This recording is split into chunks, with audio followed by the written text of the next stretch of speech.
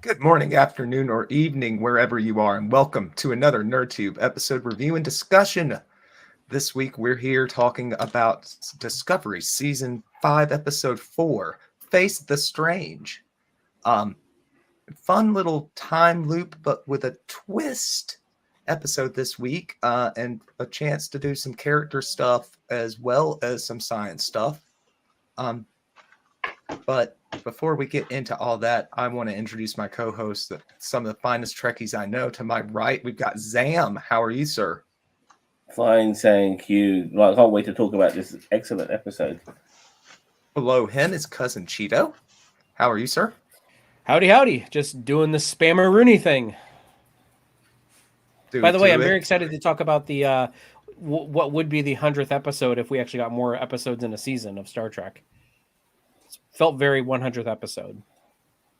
Kind of did. You have a point there, and we'll get to that for sure.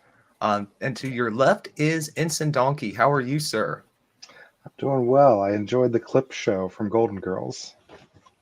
It was the greatest hits for sure. Mm-hmm. It's Disco's greatest hits, and I'm not sure if I'm mad at it or not. So it's kind of, it's a fun episode this week. I felt like I kind of enjoyed it. Zam, what were your overall thoughts? I am a big fan of these sort of time jumping, time traveling episodes. They're right down my alley. Once again, I'm going to go back to something that I've gone back to before many a times. Just remind me of that episode of season 6 of Voyager where Chakotay Chakotay was going through the ship, which had time fractures on it, and there was different elements of time on different parts of the ship. Very similar to that, obviously different. They played it differently as well. Once again, if everything got resolved, then there will be no change in the present or the future, however you want to look at it. So that was the difference there. But still, it was a lot of fun. The character development was there. Rayner had his moment in the sun. And one more thing before I pass it on is that even though we call this the Michael Burnham show, but it's really Michael Burnham and guest, because Michael Burnham always needs somebody to bounce off, whether it be Book, whether it be Saru, or in this case, it's Rayner.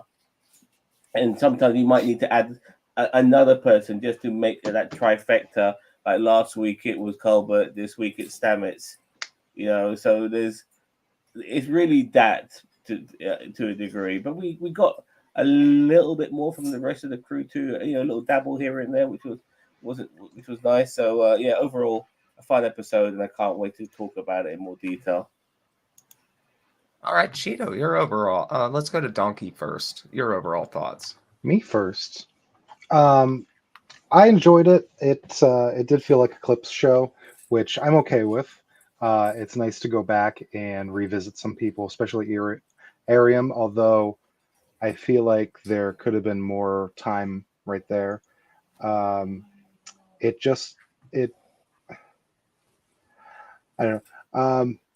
The one thing I have though, uh, it felt like season two encapsulated in one episode because you've got the future scene where everything's all dusty and it's Zora's been alone for 10 years, and oh, it was a bug and it was destroyed by it just felt like we got to see that dystopian future again, and I just want to say we missed you, season two. I see your point there. It kind of does have kind of smack of that same thing. Uh, I feel like that was a good way to kind of establish the stakes and what finally give us some like kind of the stakes. What will happen if the wrong hands get a hold of this technology? And like we got like kind of a very visceral, literal picture of it. So maybe a good move. But so you mentioned Zam. We've got Stamets. He's also aware of what's going on, not just Rayner and Burnham. And if I could just add as well that he was the only one who had his costume changed every time he time traveled, because he was wearing the up-to-date costume or outfit uniform, sorry, when they were in the more modern timelines. But when they did go back into the like season 1, season 2 era, he was wearing those outfits as well.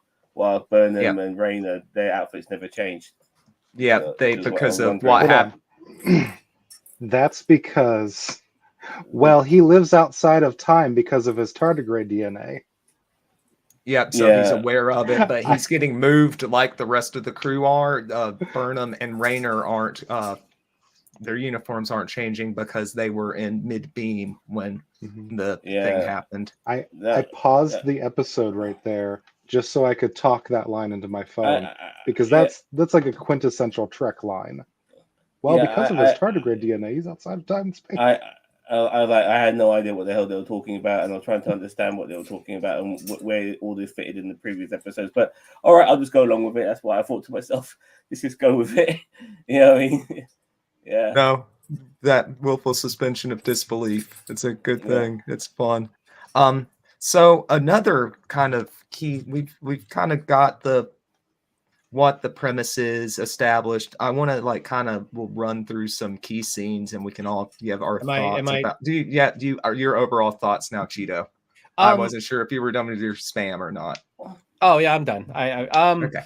Yeah, I think this would have been better as just a Raynor and Stamets episode. Those two would have gotten to shine a little bit more. I felt like those two maybe. Not that I have anything against Burnham.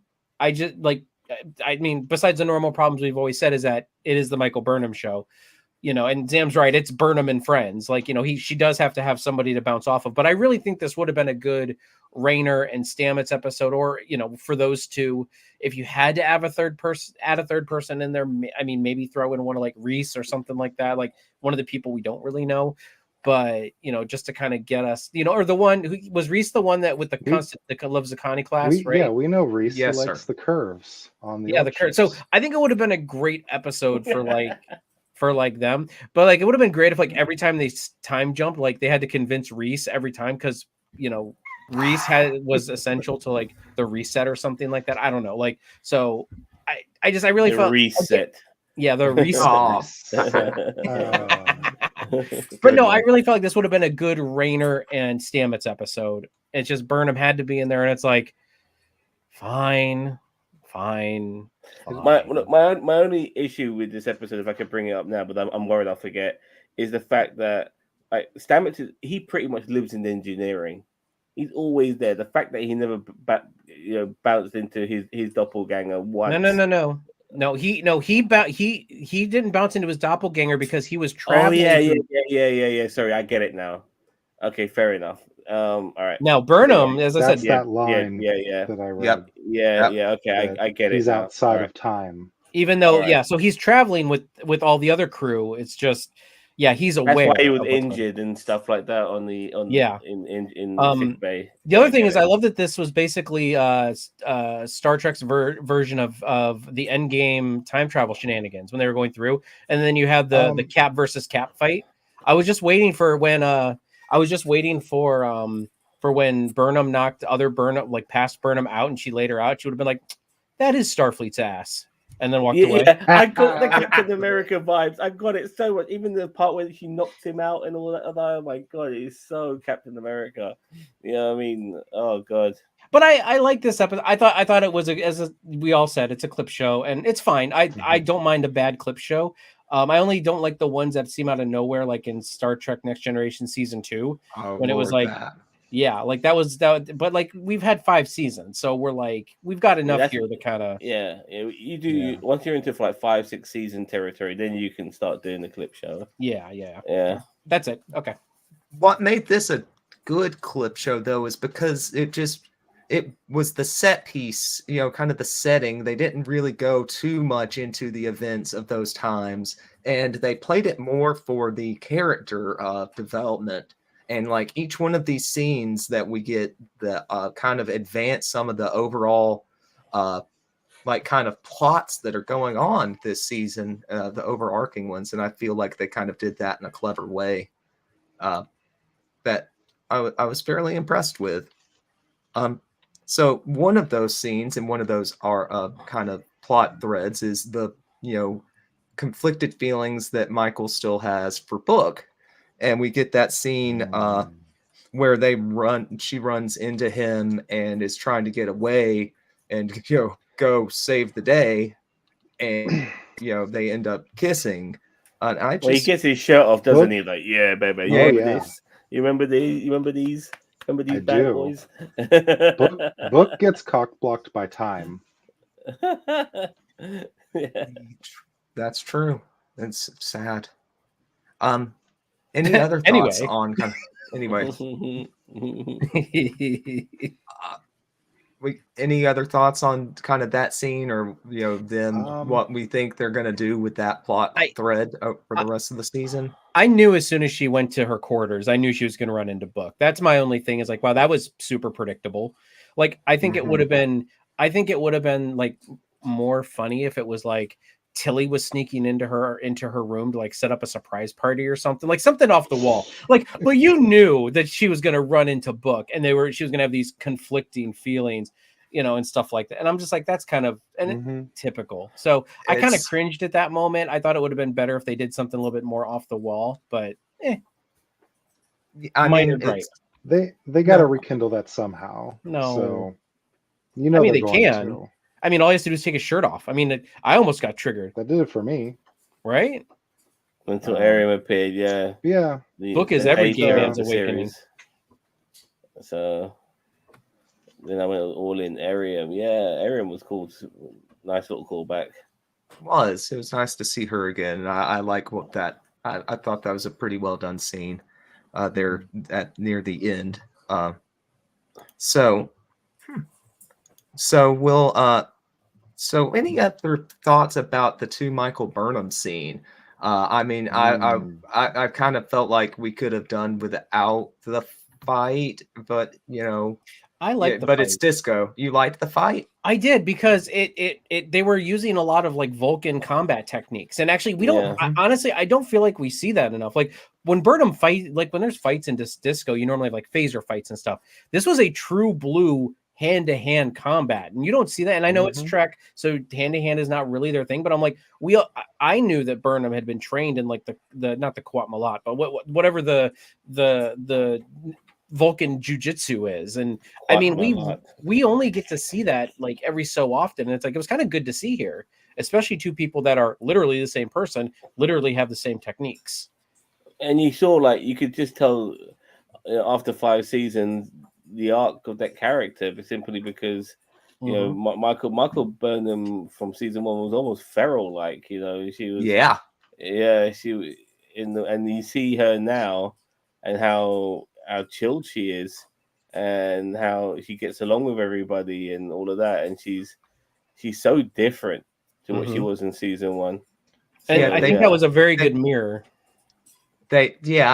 So I'm glad that they did end up, kind of taking that opportunity to highlight her character growth and her journey over the past 5 seasons.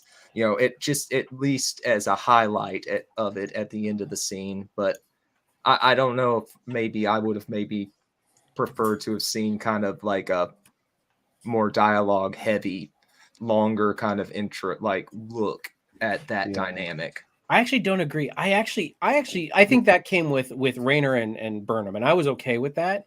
I think that worked out really well. I think the her fighting herself kind of was like her fighting herself was more character building for future Burnham. The Rayner and Burnham was more character building for past Rayner. Burnham. No, it was for past Burnham, I would say. Oh. Like, really? I thought. Well, they're not going to remember. That's the whole. I know they're not going to remember, but which is unfortunate, because it would have been nice for the younger Burnham to remember that part, that she was in a captain's uniform. Also, everyone they interact with is so like, oh, you're in red. You look good in red, like Linus said. But you know what I want to see, though? What I want to see in maybe a new series of Star Trek is in maybe season 1, seeing themselves from maybe 5 seasons down the line, and then in season 5, then having them play that character going back to season 1. Okay, Babylon 5 called and they want their plot line back. Really, they've done that? Babylon 5 did. It was season 4, but yeah. There were Okay, things so that they did- happened in season 1 of Babylon 5 that they Where had they to go sort of- back in season 4 and do. No, but they saw their future selves from Mm. season 4. Yes. Yeah, and then Yes. obviously season 4 they went back and okay, yeah, fair enough. But still, I would love to. I don't watch Babylon 5, so I would love to see that in Star Trek. Awesome. I mean, it's a good idea, but yeah, no, that was done in Babylon 5. Season 1, there were things that happened, and then literally it tied into things in maybe a season 3, but it was like season 3 or 4 that it all tied in, and it was all this big huge event, and it was like coming towards the end of I think the Shadow War and stuff. Yeah, it was a big thing. Like they planned that from day one, like from season 1. So there's no way they didn't plan that. Yeah, unfortunately, Just the way things Star Trek's never really been like that. It's like a vibe thing with the first season or 2, isn't it? And then they kind of like course correct after that. So anyway, Yeah, that's good. Yeah, that's been typically the pattern. And wonder what we'll see next. It's current Michael would have kicked former Michael's butt. She learned so much. Yep. Mhm. Yeah, for sure. And the fight was awful. Rick B, man, the day you say something nice about Discovery No, or any if it has the Trek, name Disco in it, he will not compliment anything that he has said that he doesn't like. Like even with Prodigy, like I'm not a big fan of Prodigy, but I'll sit there and give it credit where credit's due. Rick B will not give credit where credit is due. I'm sorry, he will not. no, He will say it is shit no matter what, even if he's sitting there whacking off to it. He will still say that it's shit online. Book took his shirt off. He's like, "This is horrible. I can't believe this. Oh my god!" Yeah, that's demonetization right there. Okay.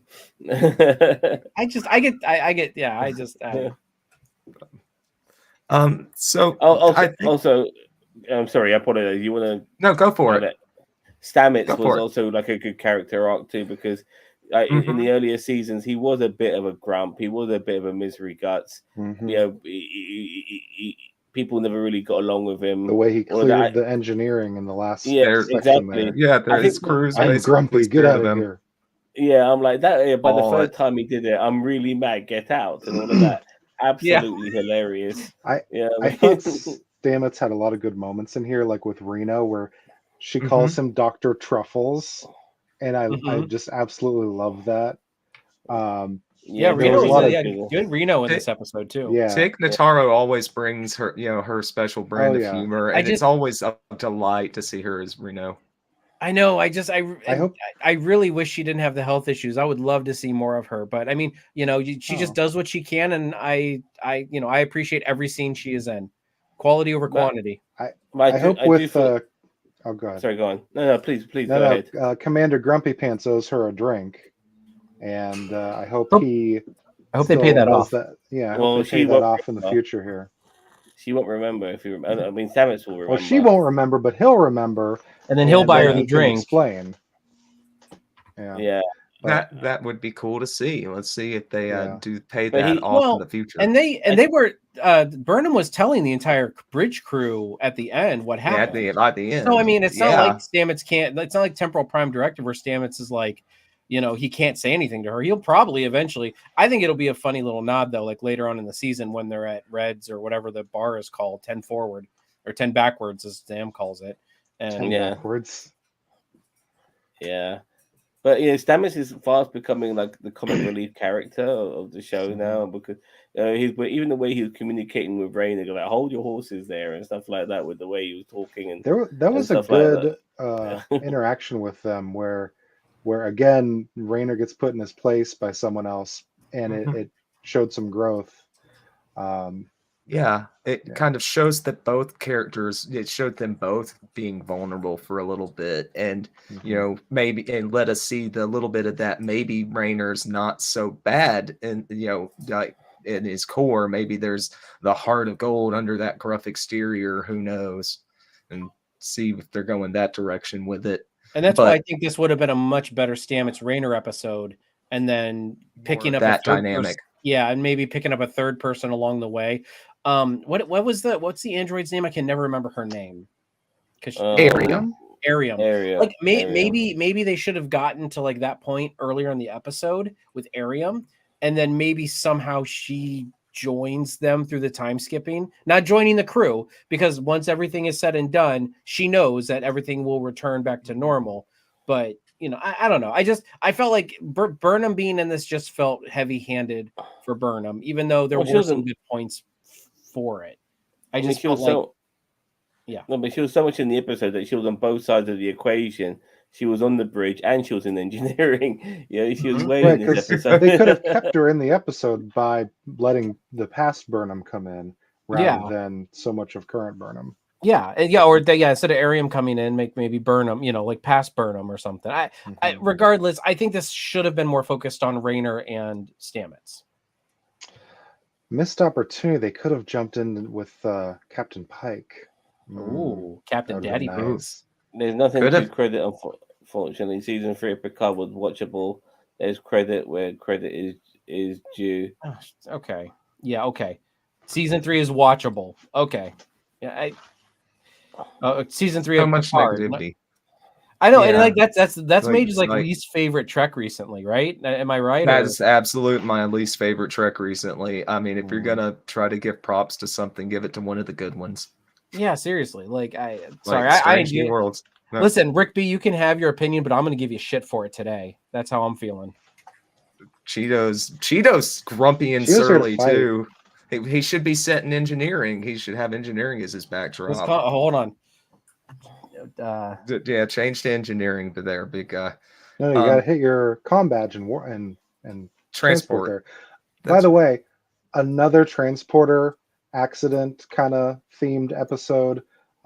We got to see San Francisco there. I felt like the premise with the time bug, I'm not sure about. I'm not sure how. Well, that was the thing that they at the end of last week. When they got the MacGuffin from Trill, they put the bug. I thought that was a tracker. I didn't think it was anything more. But my only issue with that was the fact that Zora, the spaceship, the sentient spaceship, had no idea that this goddamn thing was crawling around in its goddamn circuits. There's sensors in the transporter, right? There's biosensors, so they would have known it was with you. There's no sensors on the bridge. Yeah, but it's crawling around and it's Zora should have said something. And then later on, when they jump to the future by 30 years, Zora is like, "Oh, I don't remember. You're a goddamn spaceship with memory banks and able to record shit." The memory banks wouldn't have degraded that fast. Plus, if there's no crew anymore, you've got freed up space. You can defragment. I feel like Zora is the most underutilized part of Discovery. Pretty much. When they do utilize it, it's not great.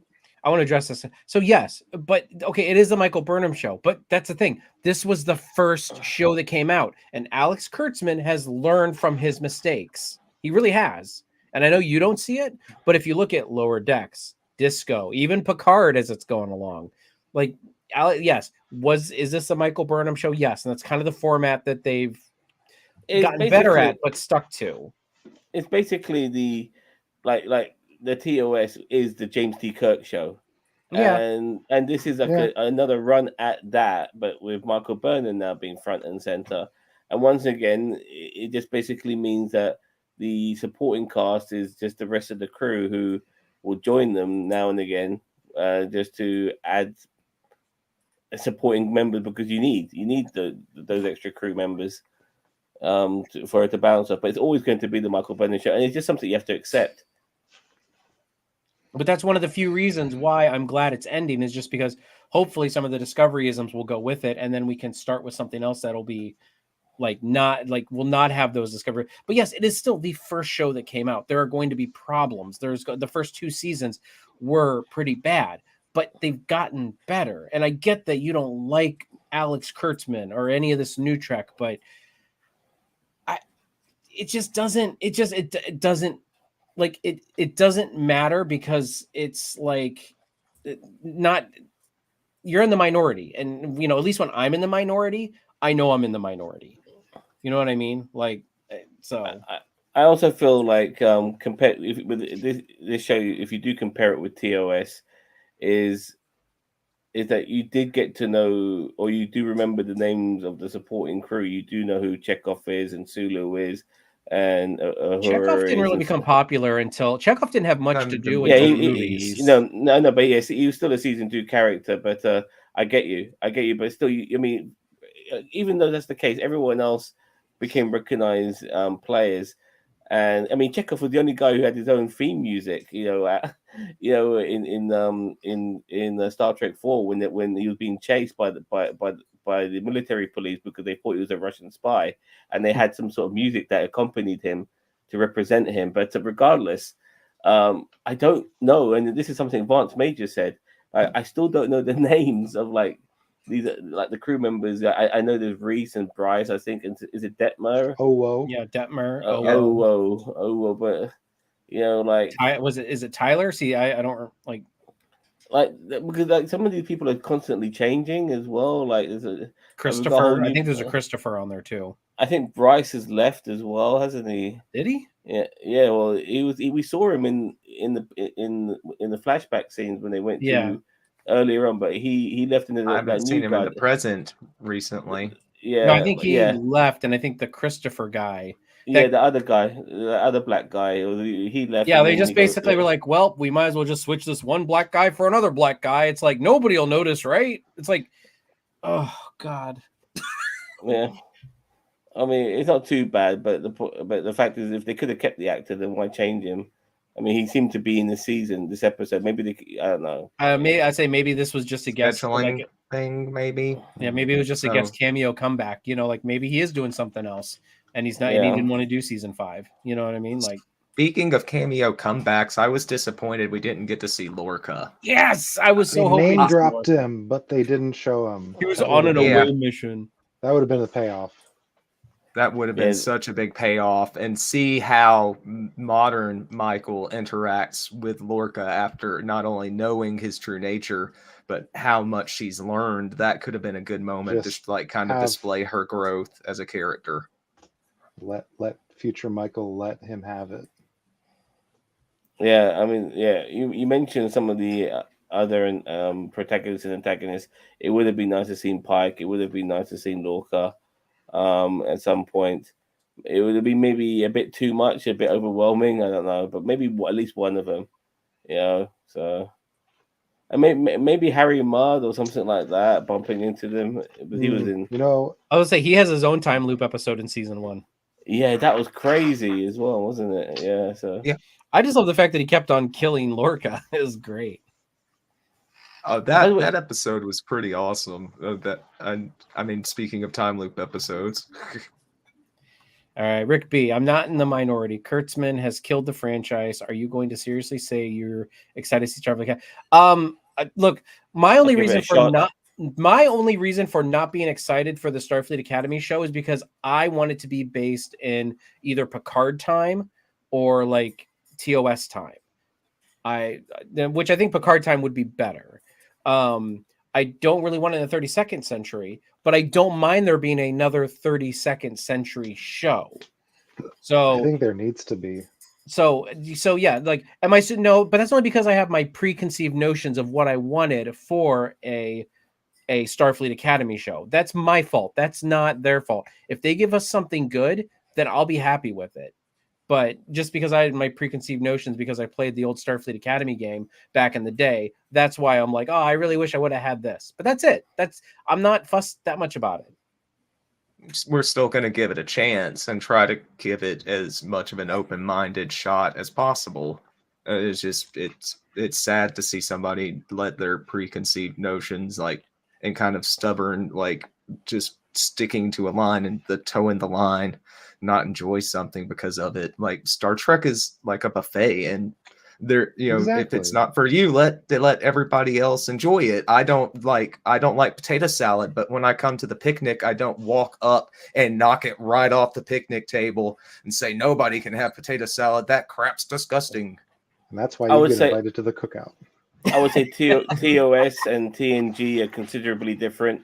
And whilst TNG, DS9, and Voyager have some similarities, I will say Enterprise was quite different.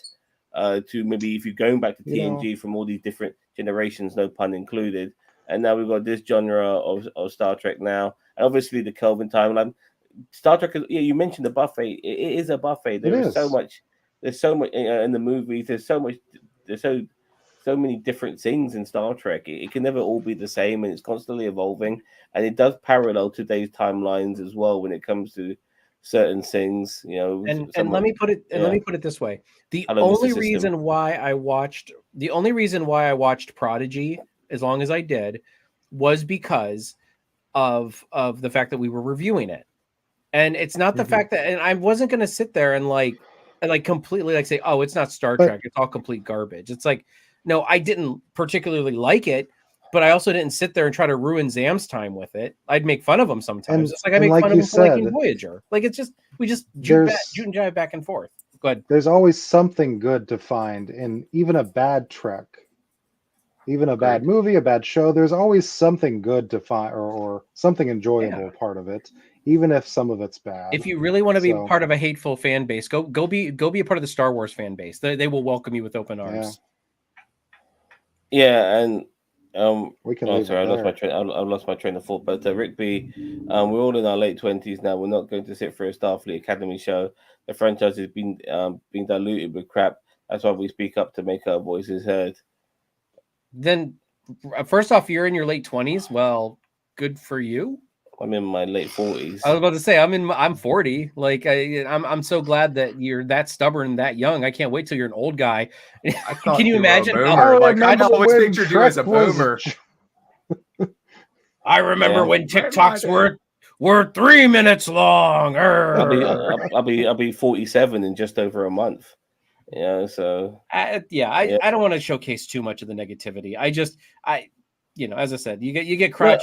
You get 40-year-old Rick B in this, and the crotchety old Rick B. That's me. Yep, Here, hold on, I got to change my name again. I went from Chizamitz to. Look, my issue with things like Prodigy, because you probably thought I liked it. I just like the fact that it was a kids show, and I thought it was really good to get the younger generation involved in Star Trek. But the problem with this show and things like Invincible and there's other shows like that is that they put these humongous mid-season gaps, and it really kills the flow of the show. It really does. Like season 1 was split by a year. Yeah, fair enough. But it was like 20-something episodes, and they split it over the course of a year. So by the time the second half of it felt like season 2, but it was still season 1 because it was stupid. I mean, look, I agree to some, but that's more to do with how the layout of the timetable for the show more than the actual show itself. It might have been more enjoyable if it was coming out every week. I mean, even things like Quantum Leap. I love that show, but I think people forgot that show existed because they had so many bloody breaks in between in between the episodes, like 3 or 4 weeks here and stuff. And you stop watching it and you forget it exists, and then people don't watch it anymore. Or like when they move time slots on everything to kill the show off. Also, anyone watching on Twitter, please come over to YouTube under NerdTube. Look for the logo that the boys have right here. And you can subscribe to us there, and you can catch all of our stuff. Not everything comes to our Twitter, or X. Whatever you call it, the artist formerly known as Twitter. Yeah. By the way, on Twitter, I just posted on Twitter the link for our channel on the live stream on Twitter. So have a look there. It's in the comments, and join us on YouTube. So maybe we should let Mage do his job. And I'm sorry. No, I'm enjoying the discussion. A big tangent. Yeah. No. I will say this. You need those on-ramps like Prodigy. You do. The Kelvin movies are not the best, sure. But that's the first full-length Star Trek anything that I watched. I saw a couple episodes of TNG before that, but that got me into the series. And you're 100. As I said, you're 100% right. If somebody says they like Prodigy, I wouldn't sit there and say, "Oh, you're stupid for liking Prodigy. That's crap." But if the only thing you like is Prodigy, that's maybe problematic. If you claim to be a Star Trek fan and all you've seen is Prodigy, no, go back and watch some of the other stuff. Look, I liked the first of the Star Trek Kelvin movies. I thought it was really good. It was taking Star Trek in a new direction, and I really don't want to go too much of a tangent here, but I want to stick to talking about Discovery. But the problem with Into Darkness is that it retreaded old ground. We got the Khan stuff when this is not the direction we need to go with. You're taking Star Trek somewhere else, then take it somewhere else. Don't take us back. And that's what they did, and it felt Yeah, but very look what they sour. did in Beyond. They did that, Yeah, and then it no, flopped. but the damage was done because of Into Darkness. I actually like Beyond. Yeah. I don't think it's too bad, but Into Darkness just ruined the I've only Kelvin seen Beyond franchise. once. I really don't think Into Darkness did as much damage as people think it did. I still think I think it's a people were terrible just movie. Ooh, new debate topic. I don't Yeah. I didn't hate Into Darkness. I don't disagree with anybody's issues with it. I mean, shoot, you got super blood in it for criminy sake. Like you cured death. You know what I mean? Like, so I don't know. Benedict Cumberbatch, as much as I like him, he was a terrible Khan. You know, Yeah, I the love wrong Benedict thing. He really Cumberbatch, was. but he was Yeah, not a good. That's He would have been a true. good villain. Like if you would have made him a villain and just made him a villain. But I mean, they had to sell that con thing. You know what I mean? Oh So no, oh no. Season 4 Discovery was boring. I forgot the last few episodes. It was a lawnmower in space, and then they solved the issue by talking to the entity that was cutting the grass. I Yeah, enjoyed they it, had but to- I agree with Zam's point on season 4 of Discovery, where it could have been handled in just a couple episodes. I agree with that whole season could have been a couple, like a 3-5 episode arc, It and then took you a could have added like long a time for the decoding of the alien language. yeah. I really feel like that whole 4th season could have been a couple episodes, like an arc, and then something else or something before it. But honestly, yeah, I again, I Well, think that Rick B and I I have liked it a more than I liked season 2 and 1 for sure. Rick B and I are on the same page for something for once. All right, let's get back into disco. Okay, so we were talking kind of about like the strife between Raynor and Michael kind of throughout the episode, like kind of leading to and then the conflict with Stamets. But in the end, kind of by the middle, it kind of becomes apparent that they keep getting through these situations by using the things that they know about each other and kind of selling this theme of connection that Michael's been trying to get Raynor on about. But then and you finally in the climax of the episode, Raynor uses his knowledge of Reese to talk him down. So what do you guys think about in the end Raynor kind of learning his getting the moral of the story? Well, he Is knew it more about Reese than I did, I'll tell you that. he's got a good memory on him. He remembers the 20 words. Right. I hope that we're done with the whole conflicting part with Raynor. Mhm. Like I get they needed that to build the story, but I it's just Commander Grumpy Pants needs to go. I Let's agree just with get you. He on needs with to he needs to lighten up. He needs to lighten up a bit, but I still do Mhm. like the contrast that he brings to Burnham. That's Because I've good. always said that the Discovery has been too much of a huggy, lovey show. Like you are on a starship, you are in a professional setting. You shouldn't go around just hugging people and stuff like that. I'm sorry, like you really shouldn't, unless you're unless you're Ensign Donkey and Book takes his shirt off, then you can go hug him as much as you want. But unfortunately, Beam by me the up, end of Scotty. things, by the end of this episode, it seems like everyone's on the same wavelength because he was being a little bit confrontational with some of the other crew members by putting them down with their suggestions and obviously disagreeing with Michael. But by the end, he told Reese, "Good job, pal. Yeah, that's a good idea." Regardless I of hope whether that- Well, I mean, yeah. if he So couldn't it- admit his mistakes, then his yeah. name would be Commander Rick B instead of Commander Reeds or Raynor. You Good know? No, his name is Yeah. Commander Grumpy Pants. That's And lore now. Stamets is Dr. Truffles. Maybe there That's could be more. the odd time that there could be some conflict and stuff like that. But it looks like things were kind of ironed out in this episode. regarding Hopefully Raiders. hopefully Yeah. that development will stick and we can move forward. Yeah, especially when future Michael Burnham's on the bridge and she's having to resolve the issue there to convince them that she's from the future and she needs to send a ship into warp. And then she tells Raina, look, you've got to deal with this regarding her past self, who is like very on edge and wants to shoot everybody on sight. And so when I knew that was Raina's moment, like to really show a different side to his character.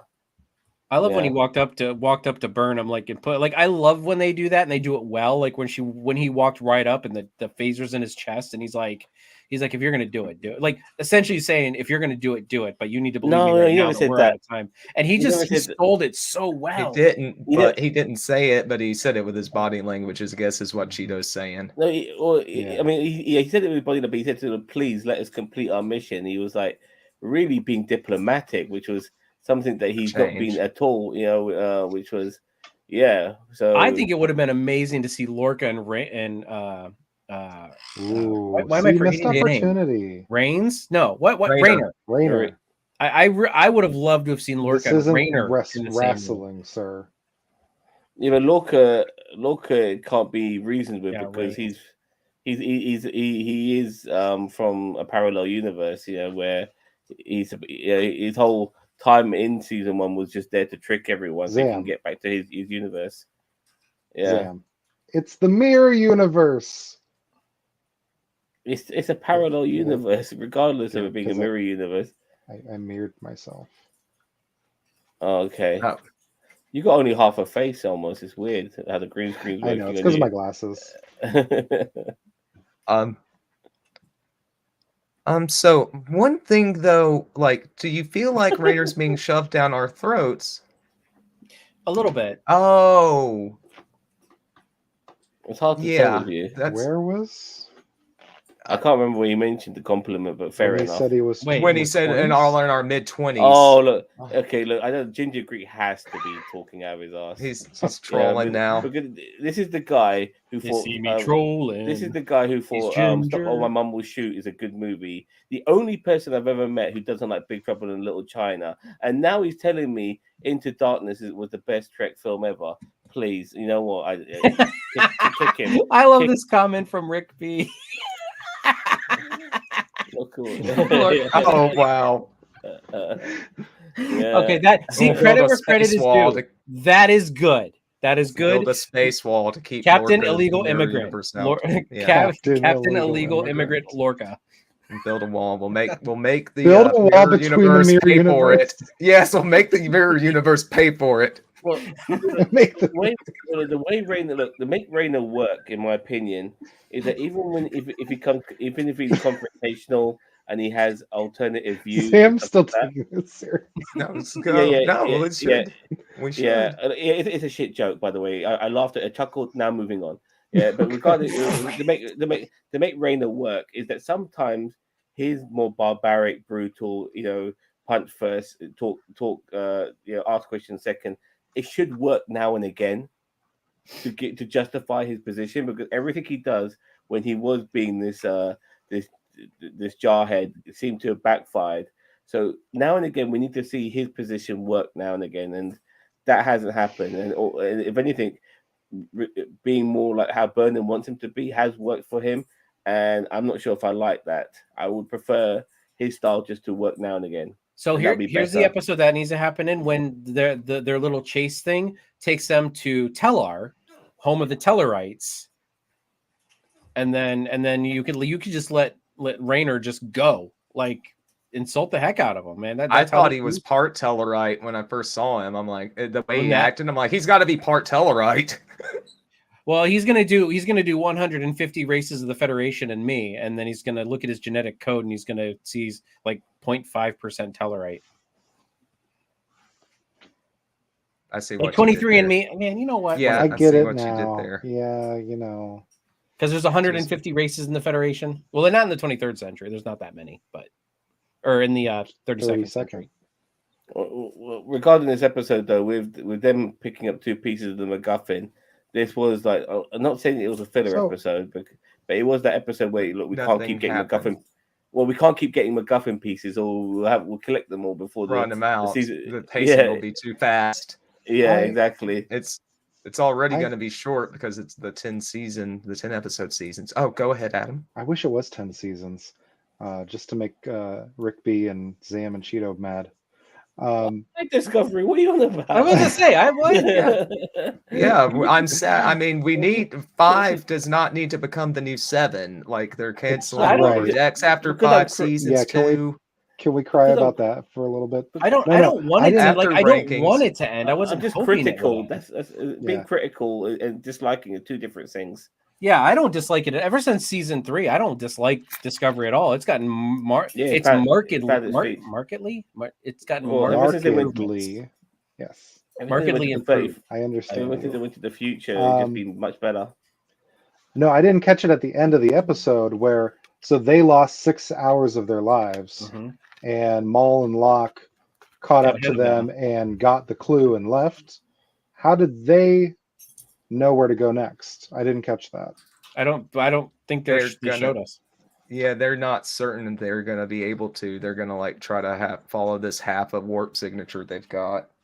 Oh, Well, at the beginning they- of the episode, it yeah. said was it 15 hours or 13 hours earlier or something like It that? said like 15 hours ago or earlier, something like that. Yeah, I don't know, and we never got back to present day, so I don't know if like, yeah, I have no idea. It was kind I of vague didn't at the end, but I wanted to. I'm going to cry so fucking much. Pardon my listen. French, I just played I'm going to cry rivers like Justin Timberlake. I just played the Mount Corel or the Corel prison part in Final Fantasy VII. I cried like a friggin' baby. Barrett and Dine. God, man, That was powerful. That had gravitas. that did. That- You'll be able to see it too, man. When I On upload it Milktoast on Gaming. Milktoast Gaming, you'll see it. You'll see me, man. I'm balling. It's coming. So I've got one more scene I wanted to talk about, and we've kind of brought up the subject. Donkey did. Maul and Locke. I want to talk about that scene in the beginning before we do marks. But marks are going to That come was a soon great in scene. final thoughts. It gave us kind of more insight into, just how far they're willing to go to accomplish what they want to accomplish. Kind of gave us their motivation finally. And we see that Locke is starting to have doubts. What did you have? You said is a great scene, Sam. What did you in particular enjoy about this scene? Well, what I liked about it initially, it was like them doing that deal and them kind of knowing that they were going to get screwed over, and that their contingency plan to screwing the guy who screwed them over. That Bonnie and Clyde element is that while that guy's dying, they're making out and stuff like that, which is so Bonnie and Clyde, natural born killers, whatever you want to call it, which I liked. They are without doubt the antagonists of this entire series. So I think that it's also establishing them as the people that will probably strifle, is that the word? Discovery until the very last episode. They're constantly going to be a thorn in their side, in my opinion. Sorry, Jason. Actually, I do want to bring up a big point that I meant to bring up earlier. Did everybody notice that when they went into the future, into the dusty Discovery, that when they were in the wrecked Starfleet headquarters, they said, "Is that a Breen ship?" Breen ship. I caught that too. I think that is a nod to said who is all behind this, and they have said that Locke is the guy, right? I'm terrible with the names. yeah. People have been speculating that Locke is a Breen because We don't know what he is, so. And yeah, a lot of people are saying, because even in with when they were doing the character profiles or whatever, we don't know anything about him. They didn't know anything about him. They didn't even know what race he is, which I find odd that the Starfleet and the Federation at that point wouldn't know what a Breen looks like. But in DS9 and all that, they wear their helmets. They didn't know what Breen looked like then. So maybe they've done a good job of keeping themselves covered up for that long. I doubt it. But that is a big clue of that who is behind this. Even if Locke is not a Breen, it still is a big indicator on who's behind this, because this is the 4th time in 4 weeks that the Breen have been mentioned in these episodes. So they are really pushing. Hey, every episode has the Breen at least mentioned in it. So that could be foreshadowing. You're absolutely correct. That could be. I think they're being a little heavy-handed. If it is the Breen, though, I'm hoping it's a bait and switch. But they are being really heavy-handed with with it if they're like I could see like a nod here and there, but like it's like once every episode they mention the Breen in some way, shape, or form. Well, it wouldn't be the first time that Trek's had ham-fisted writing, but It makes you Donkey. wonder what. Oh. Sorry, it makes you wonder what their part in all of this is, because do they want to just find this device and then sell it to the highest bidder? Is that the whole point? Who, Maul and Locke or the Breen? Yeah, the Maul and Locke. Locke. They did this like glorified version of Genesis was what they're looking for. Well, they've indicated that they were hired by somebody to find it, so Oh, I'm really? guessing it's Okay. the Breen, like the Breen, the Breen Confederacy, right? Is it the Confederacy or is it Something. the? I think so. No, they were called something No? else. I think in episode 2 they were called something else. I think it changed. I think it was the Confederacy earlier, but I think they changed. I think it changed for Discovery. As the time in the 30 jump. second. Yeah, in the time jump. I'm gonna look it up while you guys keep going. Yeah, Donkey, your thoughts on the scene in the beginning with our antagonists?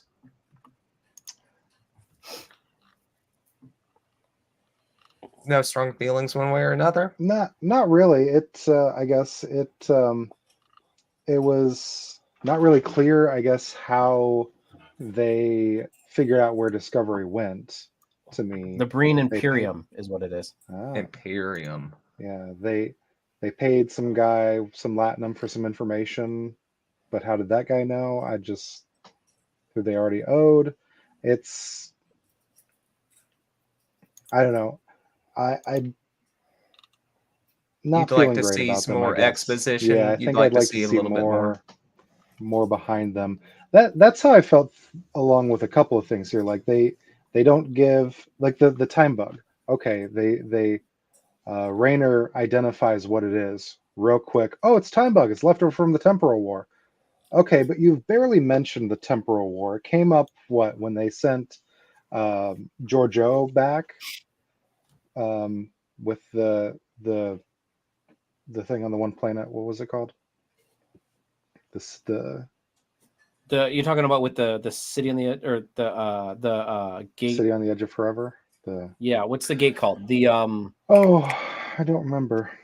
That was a good episode, but they barely mentioned this temporal war, and all of a sudden, oh, there's this little spider that's just crawling around the ship. So there's a lot of things that they Gloss introduce and they run with it, and they don't really give it enough time to let it set in and let it become meaningful. So I feel like they're not giving these two enough time to really care about them all that much. Yeah, all we know about that- all we know about Maul is that Book has a connection to her. which I'm not. Yeah. But I'm very happy you brought that, because I was watching Jessie Gender and she really brought this to my attention. It's like, do we have to connect everybody? Like, it makes the universe more smaller than it should be. You know, we're already talking about a That's a good universe here, point. and Book is connected to this person. Please, can this person have no connection to Book?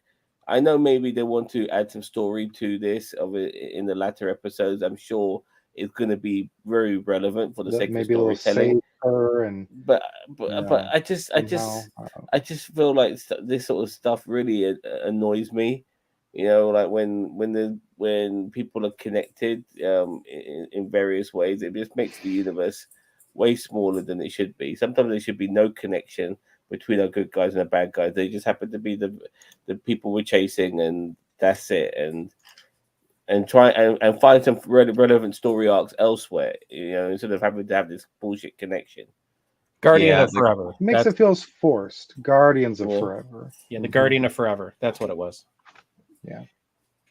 But- I mean, I don't know. I'm definitely invested. I mean, I don't feel like this is like the crazy nonstop action packed that season that like they were promising, which I'm glad. I didn't want it to be a Fast and Furious like Star Trek season.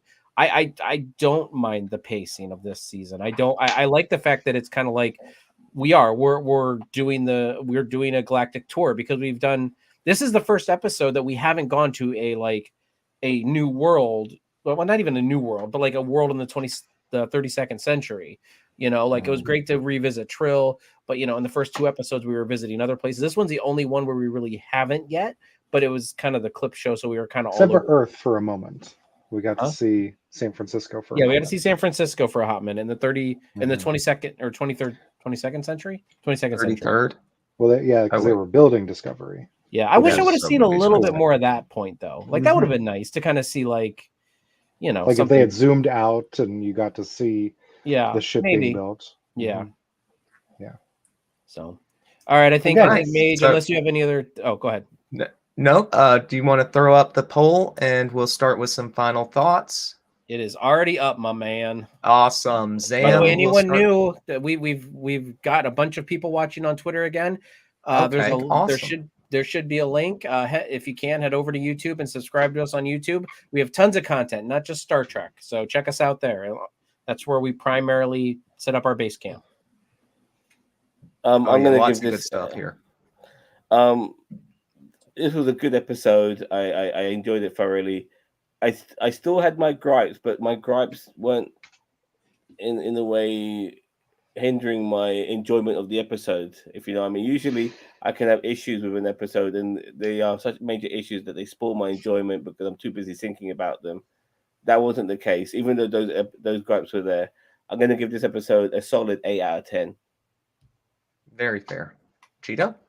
I agree. 8 out of 10. I think that this was a good, solid episode. As I said, I think there were some missed opportunities in this episode for, you know, other characters. However, I still think this was a good, solid 8 out of 10. Mm-hmm. Yeah. That's also what Donkey? I was going to go with. Okay. 8. I agree. I have some issues with them glossing over a lot of things and just rushing through some stuff, but the clips show aspect I did enjoy. And as for me, I found this to be a fun take on the time loop episode, but you know, add that extra twist to it that they're not stuck in one singular loop and we're going to different time periods. We see the highlights, you know, the greatest hits of Discovery, as it were. I also was going to give it an 8 out of 10, just a solid, serviceable episode. 8's across the board. 8's across the board because I enjoyed what they did with the characterizations and tying things together that they've been working on for the past few episodes, as far as the theme of connections, making them stronger as a crew instead of separate. So far, the poll agrees. 8. They have picked 8 or 9, except for one person who's picked 5 out of 7. So I'm guessing that is not Rick B, because Rick B would have given it a 1. 5 out of 7. Is that a Borg drone? 5 of 7. 5 of 7, maybe. I'm really shocked by the amount of people watching us on Twitter. By the way, if you look on this on the page you're looking on Twitter right now, you will see a link to our YouTube channel. Please join us there. Absolutely. We've got more than Star Trek. We talk about Star Wars sometimes, sports entertainment, just Marvel, DC. stuff. See, extended universe, absolutely. So, you know, if any of that's up your alley. That just happened. We have special events like Debatamania. We sometimes have, we went talk back and Doctor watched Who. it. Fantastic. Yes. Ginger gave it a 69. All right. I'm actually all right. I just finished watching a series called Death and Other Details. If you like your whodunits, that's my review on that. I'm a big fan of whodunits, so you can check out that. Obviously, Fallout, we did a review on that too. Well, the Dark We've Side been of the enjoying Ring. Fallout. Yeah, so there's Listen, a lot of stuff. This channel is a smorgasbord of nerd content. This is a buffet. This is a buffet. It really, really is. Yeah, No, exactly. I mean, we're all putting our hands in the buffet, so we're all getting some kind of like communicable disease or something like that, you know. And tomorrow It's a pre-COVID buffet. Pre-COVID.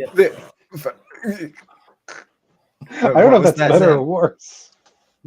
What? And we'll be back tomorrow as well with more content as we go, as the world has gone insane. So check out that, you know, with myself and this guy here, Ginger Greek, who gave it a 69. Yeah, it's almost like I said, a 69. Yeah, so. So yeah, that being said, please come over to YouTube, check us out there, because you've been watching NerdTube, the best channel that you sort of maybe kind of heard of. Live long and prosper. Bye.